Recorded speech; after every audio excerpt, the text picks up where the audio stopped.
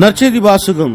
Mark எழுதிய நற்செய்தி 4ஆம் அதிகாரம். ஆண்டவரின் உயிருள்ள வார்த்தைகள் 35-41 முடிய. அன்றொரு நாள் மாலை நேரம் இயேசு சீடர்களை நோக்கி, அக்கறைக்கு செல்வோம் வாருங்கள் என்றார். அவர்கள் மக்கள் கூட்டத்தை அனுப்பிவிட்டு படகில் இருந்தவாறே அவரை கூட்டிச் சென்றார்கள். வேறு படகுகளும் அவருடன் சென்றன. அப்பொழுது ஒரு பெரும் புயல் அடித்தது. அலைகள் படகின் மேல் தொடர்ந்து மோத அது தண்ணீரால் நிரம்பிக் கொண்டிருந்தது. அவரோ படகின் பின்பகுதியில் தலையணை வைத்து தூங்கிக் கொண்டிருந்தார். அவர்கள், போதகரே, சாக போகிறோமே, உமக்கு கவலை இல்லையா என்று சொல்லி அவரை எழுப்பினார்கள். அவர் விழித்தெழுந்து காற்றை கடிந்து கொண்டார்.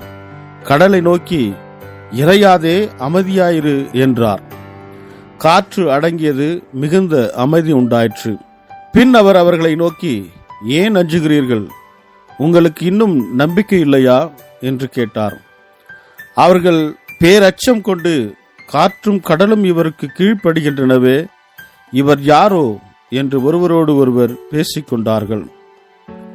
ಇದು வாழ்வுதரும் ಕ್ರಿಸ್ತುವಿನ ನற்ಸೆಯ್ದಿ. ಕ್ರಿಸ್ತುವೇ ಉಮக்கு புகழ். ಮಾರ್ಕ ಅಧ್ಯಾಯ 4 ವಚನ 35-41 ಆ ದಿನ ಸಂಜೆ ಯೇಸು ತನ್ನ ಶಿಷ್ಯರಿಗೆ, ನನ್ನೊಂದಿಗೆ ಬನ್ನಿ, ಸರೋವರದ ಆಚೆ ದಡಕ್ಕೆ ಹೋಗೋಣ ಎಂದು ಹೇಳಿದನು. ಯೇಸು ಮತ್ತು ಆತನ ಶಿಷ್ಯರು ಅಲ್ಲಿದ್ದ ಜನರನ್ನು ಅಲ್ಲಿಯೇ ಬಿಟ್ಟು ಹೋದರು. ಯೇಸು ಕುಳಿತುಕೊಂಡು ಉಪದೇಶಿಸುತ್ತಿದ್ದ ದೋಣಿಯಲ್ಲಿಯೇ ಅವರು ಹೋದರು. ಅವರೊಂದಿಗೆ ಬೇರೆ ದೋಣಿಗಳು ಇದ್ದವು. ಅವರು ಹೋಗುತ್ತಿರಲು ಸರೋವರದ ಮೇಲೆ ಬಿರುಗಾಳಿ ಬೀಸಿತು. ಎತ್ತರವಾದ ಅಲೆಗಳು ದೋಣಿಗೆ ಅಪ್ಪಳಿಸತೊಡಗಿದ್ದರಿಂದ ದೋಣಿಯು ನೀರಿನಿಂದ ತುಂಬಿ ಹೋಯಿತು. ಯೇಸುವು ದೋಣಿಯ ಹಿಂಭಾಗದಲ್ಲಿ ತಲೆದಿಂಬಿನ ಮೇಲೆ ತಲೆಯನ್ನಿಟ್ಟು ನಿದ್ರಿಸುತ್ತಿದ್ದನು. ಶಿಷ್ಯರು ಆತನ ಬಳಿಗೆ ಹೋಗಿ ಆತನನ್ನು ಎಬ್ಬಿಸಿ, ಗುರುವೇ, ನೀನು ನಮ್ಮ ಬಗ್ಗೆ ಚಿಂತಿಸುವುದಿಲ್ಲವೇ? ನಾವು ಮುಳುಗಿ ಹೋಗುತ್ತಿದ್ದೇವೆ ಎಂದರು. ಯೇಸು ಎಚ್ಚೆತ್ತು ಬಿರುಗಾಳಿ ಮತ್ತು ಅಲೆಗಳಿಗೆ, ಪ್ರಶಾಂತವಾಗಿರಿ, ಮೊರೆಯದಿರಿ ಎಂದು ಆಜ್ಞಾಪಿಸಿದನು. ಆಗ ಬಿರುಗಾಳಿ ನಿಂತು ಹೋಯಿತು ಮತ್ತು ಸರೋವರವು ಪ್ರಶಾಂತವಾಯಿತು.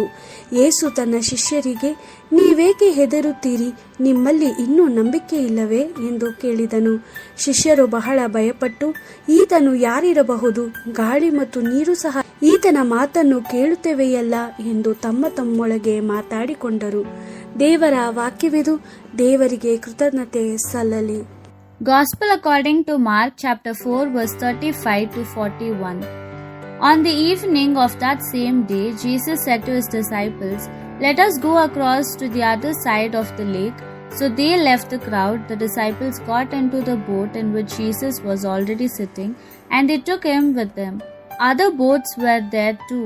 Suddenly a strong wind blew up, and the waves began to spill over into the boat so that it was about to fill with water. Jesus was in the back of the boat, sleeping with his head on a pillow. The disciples woke him up and said, "Teacher, don't you care that we are about to die?"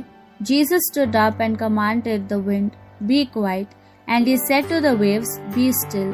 The wind died down and there was a great calm. Then Jesus said to his disciples, "Why are you frightened? Do you still have no faith?" But they were terribly afraid and began to say to one another, "Who is this man? Even the wind and the waves obey him." The Gospel of the Lord. Praise to you, Lord Jesus Christ.